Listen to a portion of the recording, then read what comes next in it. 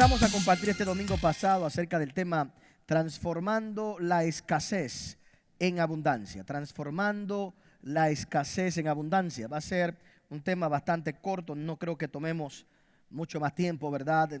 Ya en el año nuevo, como quiera, vamos a comenzar con una nueva línea de pensamiento. Pero lo importante es, lo importante es de cambiar nuestra conciencia a lo que son los pensamientos de Dios para nosotros. Como te explicaba en el servicio pasado, ¿verdad? Creo que hay 4 tipos de escasez. Una cosa es pobreza y otra cosa es escasez. Pobreza, hay unas circunstancias que pueden provocar que una persona y que un pueblo llegue a un grado de pobreza. Escasez tiene que ver todavía un poco más el aspecto espiritual, emocional, a nivel de nuestras percepciones, a nivel de nuestras emociones. Te decía que hay 4 tipos de escasez. Está la escasez natural de recursos, donde los recursos son escasos por la razón que sea. Está la escasez de percepción, cuando se nos manipula en nuestra mente con ideas de escasez para provocar en nosotros algún tipo de acción. Esto es lo que usan mucho los vendedores, lo que usa mucho la televisión para hacernos, comprar, provocar en nosotros el comprar. No sé cuántos han visto estos infomerciales que te dicen solo las primeras 10 llamadas reciben esta oferta. O sea que si usted es la llamada número 11 no lo van a atender. Si usted es la llamada número 12 no lo van a atender. Si usted es la llamada número 20 no lo van a atender y no le van a dar la misma oferta, ¿verdad? Realmente sabemos que esto es simplemente para tratar de conectar y demostrarte de alguna manera u otra la urgencia de tú tomar una acción. Pero eso es la percepción de la escasez que nos obliga y nos manipula en muchas ocasiones a tomar este tipo de acción. También está la escasez mental, que es con la que empezamos a trabajar, la escasez de nuestra mente, que está basada en nuestras circunstancias y nuestras experiencias del pasado, las circunstancias que vivimos en nuestro pasado, que nos han creado ese entorno o ese marco de referencia mental a través del cual vivimos, aunque hayamos salido de las circunstancias en las que aprendimos ese patrón de pensamiento. Hay personas que han cambiado, tu pobreza, tu situación económica cambió, pero todavía en la mente hay un tiempo de escasez, hay un pensamiento de escasez. Y por supuesto está la peor escasez de todo, que también la trabajamos, es la escasez espiritual. La escasez espiritual es cuando el hombre carece de tener una relación con el Dios Todopoderoso, una persona que está totalmente desconectada de Dios, una persona que no conoce a Jesucristo como su Señor y Salvador, tiene la peor escasez de todas, es la escasez espiritual. Jesús dijo en el libro de Juan capítulo 15, sin Él nada podemos hacer. Pero si nos conectamos con Él, caminamos con Él, vivimos con Él, no tan solo vamos a dar fruto, sino que vamos a dar mucho fruto, dice la palabra del Señor. Cuando un hombre satisface su sed espiritual en esa conexión divina, a través de la oración, a través de la conexión de la palabra del Señor, a través de la intercesión, a través de la lectura de la palabra, la vida cambia para siempre. Y es lamentable que hay mucha gente rica naturalmente, pero pobre espiritualmente, porque no reconocen la necesidad que tenemos de Dios. Yo he dicho en otras ocasiones, y no es una frase mía, es una frase, no recuerdo ahora, de un pensador cristiano, ¿verdad? Que dice que la persona más orgullosa es la persona que no ora todas las mañanas y que no se encomienda a Dios durante las mañanas. ¿Por qué razón? Porque la persona que no se encomienda a Dios durante las mañanas, lo que está diciendo es que puede estar todo un día sin Dios, que puede pasar todo un día sin Dios. Y el hombre que no se encomienda a Dios, el hombre que no se encomienda al Señor, lo que está diciendo es, ¿sabes qué? Yo puedo vivir sin Dios. Y eso es lamentablemente la escasez espiritual. Ahora, volvamos por un momento a la escasez mental y tomemos unas ideas más para que podamos entonces llevarte, yo creo que a unos pensamientos poderosos. Te explicaba en estos días, y hago este marco de referencia, que la escasez es introducida en la Biblia en un momento muy crucial en la vida del pueblo de Israel. Y ese factor es vital para lo que vamos a ver en unos minutos. Porque aunque el pueblo de Dios tuvo en múltiples ocasiones momentos difíciles económicos por causa de los ciclos ¿verdad? Hubo momentos de hambre, hubo momentos de dificultad económica. En los primeros 47 libros o capítulos, perdón, de la Biblia no había escasez. Abraham pasó hambre. Abraham tuvo un momento donde hubo sequía, pero Dios proveyó a su vida. Isaac tuvo un momento también de hambre. Tuvo un momento de escasez natural, pero realmente Dios lo prosperó, Dios lo bendijo. Vemos cómo salió de la situación. La escasez se introduce en el libro de Génesis capítulo 47, cuando Faraón comienza a almacenar la comida. Faraón comienza a almacenar comida para controlar al mundo. Y la gente, por falta de comida, comienza entonces a vender sus tierras, vender sus animales y vender a sus hijos. Y llevan a todo el pueblo esclavo allí a Faraón y a Egipto, y se someten a ese pueblo. Mientras Faraón estaba gobernando, mientras ese Faraón estuvo gobernando, el pueblo de Dios pudo disfrutar de ciertas libertades. Pero cuando ese Faraón muere, como nos dice más adelante en el libro de Éxodo, que se olvidaron, el nuevo Faraón se olvidó de José y se olvidó de Dios, comienzan a esclavizar al pueblo, y la mente del pueblo comienza a crear pensamientos de escasez. Y el pensamiento de escasez es cuando otro te controla, cuando tú piensas que tu destino está controlado por otra persona, cuando tú piensas que tu destino está controlado y manipulado por otro. La escasez es cuando tú llegas a pensar que sin esa persona no puedes vivir. Es el jefe que te quiere hacer creer que si te despide, tú quedas destruido. ¿Qué serías tú si no tuvieras este trabajo? Eso es un faraón. Igual pasa con pastores. Hay pastores que son faraones, que te dicen, si tú no vienes a esta iglesia o te vas de esta iglesia, la maldición te va a caer arriba, porque te estás yendo sin la cobertura mía. ¿Qué me estoy yendo sin cobertura tuya, verdad? La cobertura de Dios es más grande que la cobertura de cualquier pastor. Que las cosas tenemos que hacerlas bien, tenemos que hacerlas en orden, seguro que sí.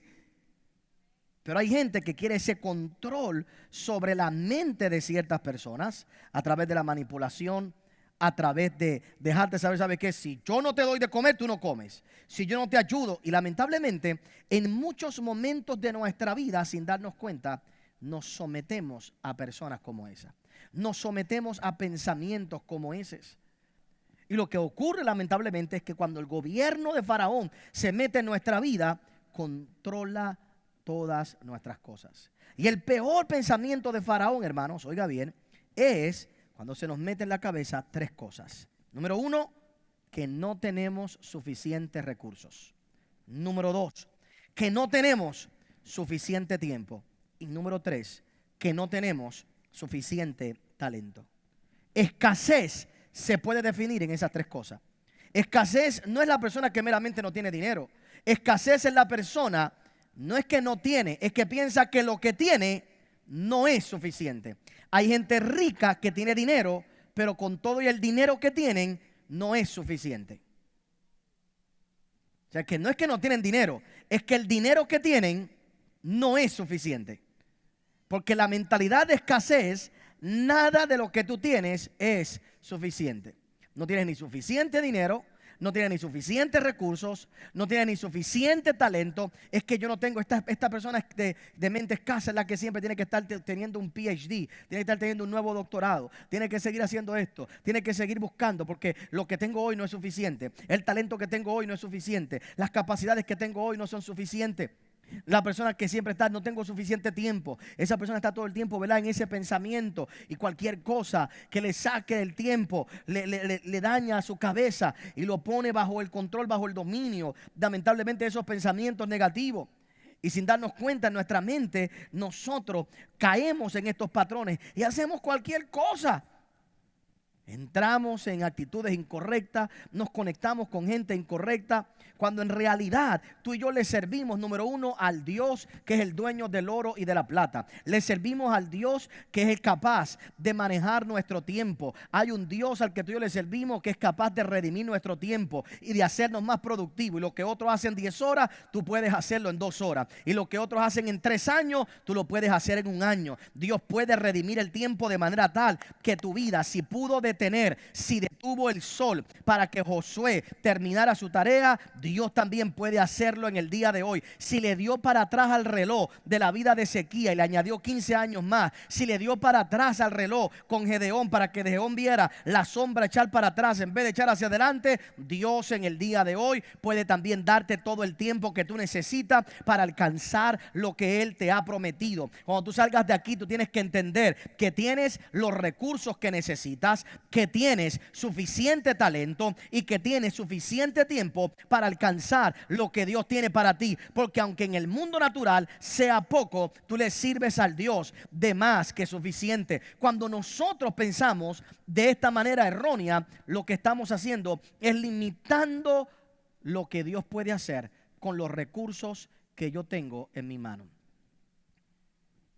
Estamos limitando con lo que Dios puede hacer con los recursos que yo tengo en mi mano. Lo triste es que entramos en una amargura y en un dolor, hermanos, y perdemos de vista que el Dios al que nosotros le servimos está procurando sacarnos de esta situación. Ve conmigo al libro de Éxodo capítulo 3. Éxodo capítulo 3. Fíjate la perspectiva de Dios del asunto del pueblo de Israel. El pueblo de Israel está siendo esclavo. Como yo te decía, no tiene suficiente tiempo, no tiene suficiente paja para trabajar el ladrillo, no tiene suficientes cosas, todo el tiempo en escasez, todo el tiempo en escasez, todo el tiempo en escasez. Y cuando tú vives en ese pensamiento de escasez, tú siempre piensas, Dios se olvidó de mí, Dios se olvidó de mí, ¿quién me rescatará? ¿Quién me va a ayudar? ¿Quién me va a sacar de esto? ¿Quién me va a dar esto? ¿Cómo poder salir de aquí? Y no nos damos cuenta que Dios siempre está trabajando a nuestro favor. Y en el libro de Éxodo capítulo 3, Dios llama a Moisés y le dice, y dijo, yo soy el Dios, en el verso 6, yo soy el Dios de tu padre, Dios de Abraham, Dios de Isaac y Dios de Jacob. Entonces Moisés cubrió su rostro porque tuvo miedo de mirar a Dios. Dijo luego Jehová, bien he visto la aflicción de mi pueblo que está en Egipto y he oído su clamor a causa de sus exactores, pues he conocido sus angustias y he descendido para librarnos de manos de los egipcios y sacarlo de aquella tierra a una tierra buena y ancha, a tierra que fluye leche y miel, a los lugares del cananeo, del eteo, del amorreo, del fereceo, del heveo y del jebuseo. El clamor pues de los hijos de Israel ha venido delante de mí y también he visto la opresión con que los egipcios los oprimen. Ven por tanto ahora y te enviaré a Faraón para que saques de Egipto a mi pueblo, los hijos de Israel. Bien he visto la opresión con que los oprimen. Yo quiero que antes de que tú salgas de aquí en los próximos minutos, tú salgas con la certeza de que Dios no se ha olvidado de todo abuso que han tenido contigo. Cuando entramos en momentos de escasez, en momentos donde no es suficiente lo que tengo, donde entro en ese tiempo de tristeza, de amargura, y que tenemos a alguien encima de nosotros, y que tenemos a esta persona tratando de controlar nuestra vida, a veces nos olvidamos y pensamos cuándo Dios vendrá a rescatarnos, cuándo Dios nos va a dar la mano, cuándo Dios hará algo por mí. Y pensamos que estamos olvidados de Dios. Y lo grande de todo esto es que el clamor del pueblo de Dios siempre sube delante de Él. Y yo quiero que tú sepas, hermano, que mientras el pueblo te oprime, mientras la gente, mientras el mundo, mientras las circunstancias te oprimen y te aprietan, y tratan de destruirte, el Dios Todopoderoso está preparándose para sacarte del lugar donde tú estás. Yo quiero que tú salgas de aquí entendiendo que Él tiene la solución a tu problema y que pronto viene la respuesta.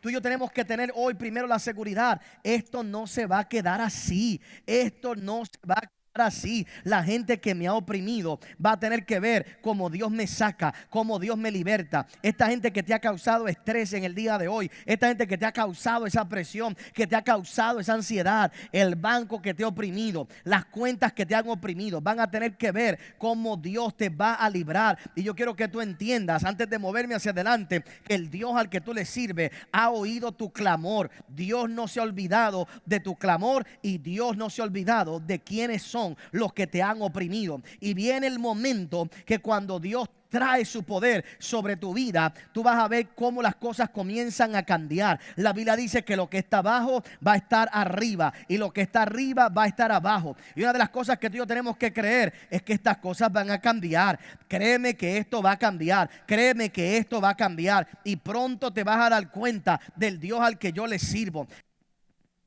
Yo sé que hay un momento, hermano, donde la gente y el mundo trata de oprimirte, trata de ponerte presión. Pero tú no te puedes sentir olvidado de Dios. Dios se encargará de levantar tu nombre. Dios se encargará de dar un cambio. Dios se encargará de ponerte arriba, porque Él lo ha dicho. Él te hizo para no ser cola, sino para ser cabeza, para estar encima solamente y nunca estar debajo. Y el cambio viene para tu vida. Mira si el cambio va a ser tan dramático que mira lo que va a pasar. Ve conmigo a Éxodo 12. Éxodo capítulo 12, por favor. Cuando ya el pueblo, cuando Dios trae todas las plagas, cuando Dios trae todas las cosas que ya Faraón se harta de bregar con Moisés. Mira lo que dice Éxodo 12, el verso 32. El verso 31. E hizo llamar a Moisés y a Aarón de noche y les dijo: salid de en medio de mi pueblo vosotros y los hijos de Israel, e id y servid a Jehová como habéis dicho. Ahora mira lo que dice el verso 32. Toma también vuestras ovejas y vuestras vacas, como habéis dicho, e idos. Y lo próximo que dice es que: y bendecidme también. Llega el momento donde el que te oprime tendrá que pedirte la bendición. Algunos que no les gustó no lo entendieron. Pero todo el que te ha echado un día va a tener que venir a ti: bendíceme, te pido la bendición. Todo el que te ha tratado de oprimir, llega el momento que cuando Dios te libera, que cuando Dios te liberta, Dios lo hace de tal manera que todo el que ha tratado de hostigar tu vida y de oprimirte y de zapatearte y ponerte en el piso, pisotearte, debo decir, y lanzarte al suelo y ver tu destrucción y gobernarte y controlarte, cuando Dios llega el momento de cambiar todas las cosas, esa misma persona que te ha oprimido tiene que venir y tiene que reconocer que no podrá seguir viviendo si no tiene lo que tú tienes. Y óyeme bien, en el día de hoy viene el momento donde esa gente tiene que venir a pedirte la bendición. Esa gente tiene que venir a decirte: lo que tú tienes es más grande de lo que yo tengo. Lo que tú has alcanzado es más grande de lo que yo he alcanzado. Y yo declaro en esta hora, en el nombre de Jesús, que viene ese día para tu vida. Prepárate, prepárate, sé humilde, sé sencillo, deja que Dios sea el que haga la obra, pero créele a Dios que todo aquel que te ha oprimido, todo aquel que ha hablado mal de ti, todo aquel que te ha criticado, todo aquel que te ha condenado, todo aquel que te ha querido hacer la vida imposible, va a llegar el momento que no podrá esconder que el Dios Todopoderoso está contigo, hermano, porque cuando Dios se propone hacer algo con alguien, Él mueve cielo y tierra. Si tiene que hacer que ranas salgan de la tierra, Él la va a hacer. Lo que Él tenga que hacer, Él lo va a hacer para sacar a su pueblo del lugar en el que se encuentra. Y lo primero que yo quiero que tú recibas en esta hora es que no debes estar más desesperado, no debes estar más en esa ansiedad, no debes estar más en esa preocupación con la que has estado viviendo. Tienes que saber que Dios no se ha olvidado de ti y que aquellos que te han oprimido, aquellos que han tratado de hacerte daño, tendrán que venir delante de ti y cambiar todas las cosas y pedirte la bendición. Cuando alguien venga a chavarte, díselo: algún día tú me vas a pedir la bendición. Algún día tú me vas a pedir la bendición.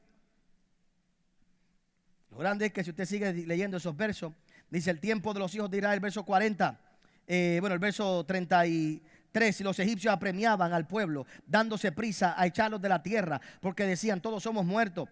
Y llevó el pueblo su masa antes que se leudase, sus masas envueltas en sábana sobre sus hombros. E hicieron los hijos de Israel conforme al mandamiento de Moisés, pidiendo de los egipcios alhajas de plata y de oro y vestidos. Y Jehová dio gracia al pueblo delante de los egipcios y le dieron cuanto pedían, así despojaron a los egipcios.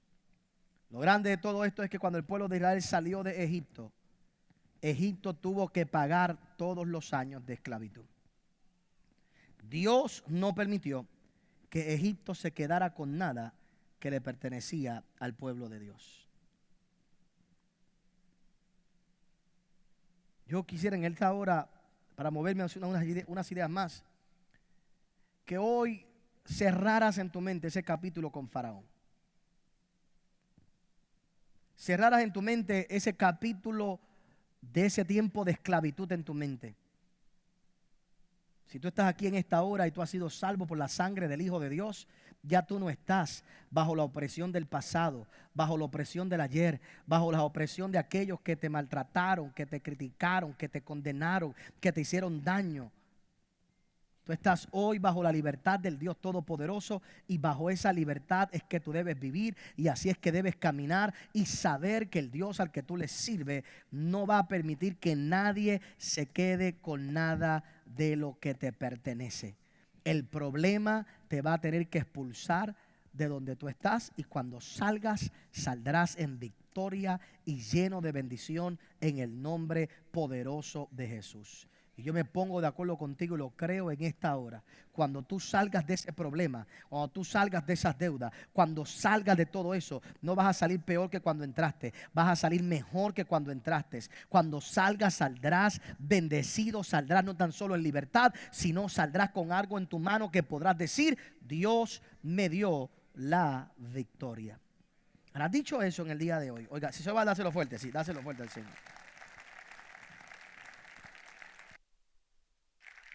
Quería por un momento cerrar esos capítulos que hablamos el domingo en la mañana y en la noche con esta pequeña idea, para entonces, dentro del mismo tema, entrar en una nueva perspectiva. Y me gustaría que fuera conmigo al libro de Mateo capítulo 14. Mateo capítulo 14. Porque cuando hablamos de la mentalidad de escasez, la mentalidad de la escasez es producto del acondicionamiento de nuestros pensamientos por las experiencias que hemos vivido, por las experiencias que hemos tenido en nuestra vida, o por las ideas que han marcado nuestros corazones, por las circunstancias en las que hemos vivido. Y lamentablemente muchas veces, aunque los tiempos han cambiado, nuestras circunstancias han cambiado, lamentablemente seguimos actuando de la vieja manera.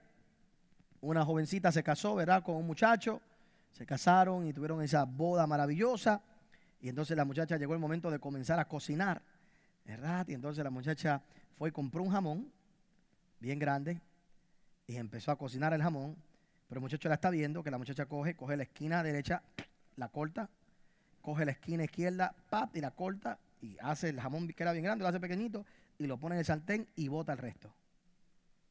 Y el muchacho, pues como era recién casada, ¿verdad?, no quiso ofenderla y dijo: mira, rayos, botó 10 pesos del jamón, pero no le voy a decir nada hoy, ¿verdad?, porque estábamos recién casados.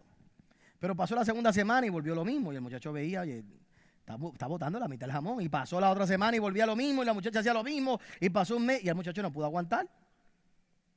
Dijo: mi amor, pero ven acá, ¿por qué razón?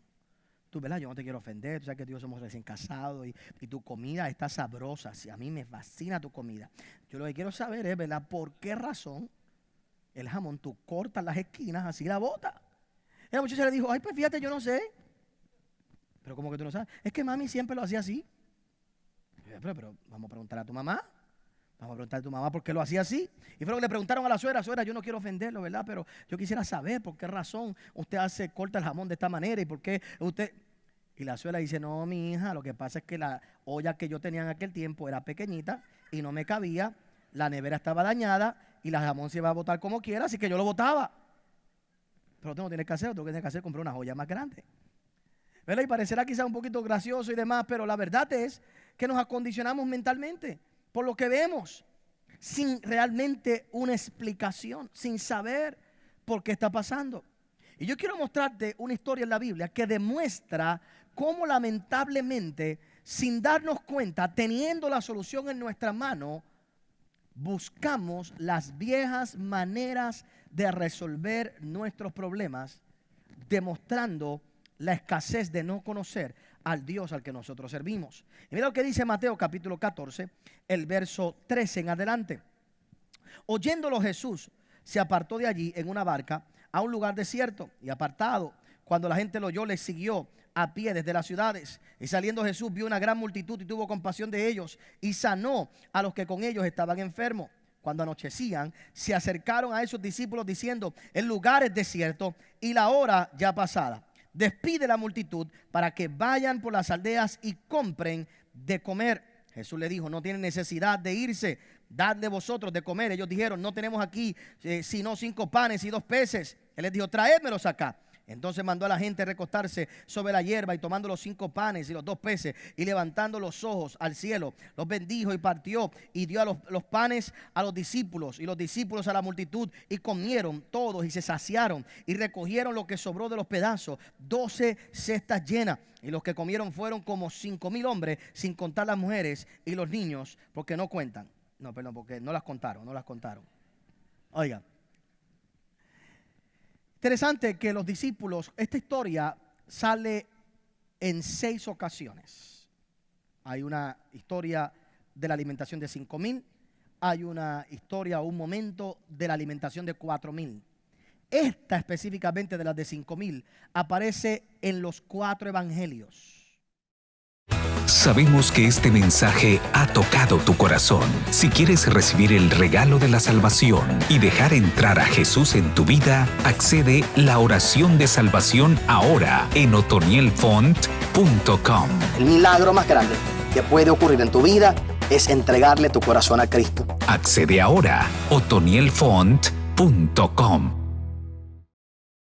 Conéctate con nosotros en la página de internet otonielfont.com, YouTube, Twitter, Facebook, Instagram.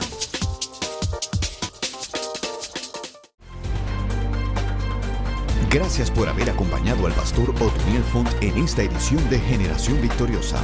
Si este mensaje ha sido de bendición para tu vida, puedes obtenerlo llamando al número que aparece en pantalla. También puedes hacerlo accesando nuestra página en el internet www.otonielfont.com. Te esperamos en la próxima edición de Generación Victoriosa con el pastor Otoniel Font.